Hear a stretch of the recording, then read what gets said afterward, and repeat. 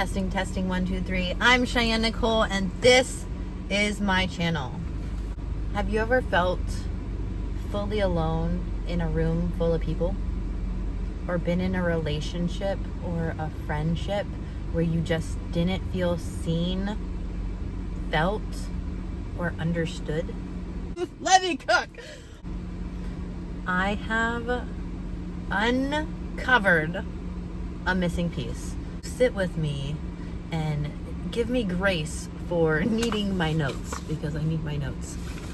Attunement. Attunement is a very new word for me. And what it means is someone recognizing and noticing your internal state and adjusting to meet you there. It does not mean fixing or solving, trying to give advice. It just means being able to sit and not be engulfed in fear. It's feeling felt together, where you both feel felt. A lack of attunement can lead to seeking emotional resonance in other places, like other people, online, parasocial relationships. Attunement is something that we learn as a child, that our feelings make sense, that I don't disappear when I'm emotional. My connection and connection in general doesn't cost me myself. So if you, like me, did not see attunement consistently, the body stays alert. It stays scanning for connection. We were talking this morning on one of our lives. Thank you so much for being vulnerable and sharing, David. I know that took a lot of courage to do, and that's how we grow. That was also an example of attunement, and you sharing your experience, something that we all feel quite often. We can all feel like loneliness, even when we're surrounded by a group of people that are supposed to be our people. The reason is being because there's a lack of attunement, not just in the relationships, but in ourselves. And we hear it all the time. Am I cooking, chat? Let me cook. We hear it all the time. You can't love someone unless you love yourself. But what the F does that mean? It means being able to self-attune, to be able to recognize there are some feelings that you are trying to suppress, you're trying to avoid, bypassing the feeling completely, and you go to scrolling, or you go and smoke a Black and Mild, or you go and get schmammered. As I'm listening to these things, and I'm listening to this, I'm feeling this overwhelming, like I need to cry, but I'm also in that same moment going, don't cry. Why are you trying to cry? Like, keep going. And that's an example of not stopping to notice. I feel like crying. I feel sad. I feel immense grief that this is something that I have struggled with my whole entire life, and I had the key all along, and you have the key also. I was aware of my self-abandoning, but I did not have this piece, and I think that this piece is so vital. And as much as I really want to be on here and be a motivational speaker and spread positivity and awareness and self-regulation and emotional intelligence, people will often come to me and they'll say, I don't know how you don't have more subscribers. I don't know. Please subscribe. Like and subscribe. I don't know how you haven't like made it big yet, and things like that. And I have felt that in myself plenty of times, but it has just really come to me. I've also felt like I'm exactly where I need to be. The relationships that I'm having and been experiencing are exactly the relationships that I need to show me myself, to mirror myself.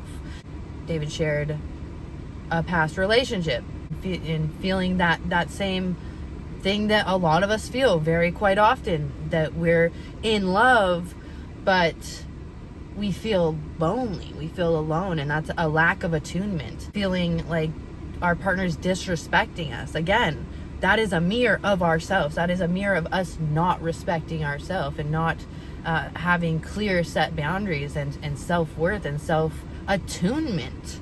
Be able to choose partners that choose us, because we're choosing partners that don't even choose themselves. So how could they choose us? They're not stopping to recognize their own emotions and their own wounds and tending to themselves. So how in the heck could we expect them to do that for us? And the same thing with us. We need to learn to self-attune, and men and attune attune differently. So, it's just a lot of lack of understanding and a lack of knowledge out there. There's a rapid rate of divorce, and they say, women will 70% of the time file for the divorces and then leave their relationships to then still go on to be unhappy. And that's because there's a major lack of self-awareness and self-containment. Because we give safety to ourselves. Oh, new to me, attunement isn't about the one who feels less. It's about who can stay present without leaking their fear. I'm going to, again, be going deep into this attunement stuff and getting to the root, because I just feel so grateful. And back to what I was saying, as far as, sure, I'm not where I want to be. I want to be financially stable and successful and all these things. I want to be there for people and help them out of their ditches that they are just down in the hole. But I am not, because this is exactly where I need to be. Every mistake that I made was exactly the mistake that I needed to make to align in the places and the connections that I needed to align to get this peace. And if you offered me $1 million or having the awareness that I have now, I would take the awareness that I have now. I know that this is gonna be my year. I know things are right around the corner, because it doesn't even feel like work.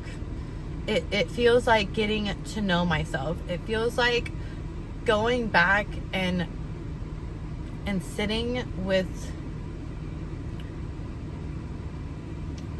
the child that I also abandoned, and suppressed and held back and minimized and tried so hard to get rid of. But you can't get rid of your inner child. It's always there. It's that light that just keeps burning. It's that hope that maybe the next person will see me. Literally, both of my parents' MO is I can help everybody else, but I can't help myself. And that was my models.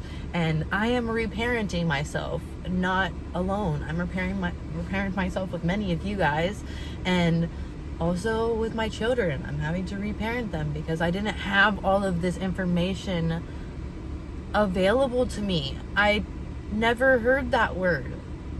Why aren't they teaching this stuff in schools? I'm so excited. I'm so pumped. I'm so fired up. I'm with my inner child. I'm with that 14-year-old girl in that assembly that said, I want to be that person that speaks that fire into people.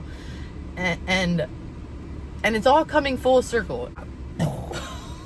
Everything happens for a reason. We meet the people that we meet in the seasons that we need to meet them, and we have to trust God's timing, because this is all not by coincidence. This is all divine design. And yeah, if you can get with that, then hit the subscribe and come on this journey with me.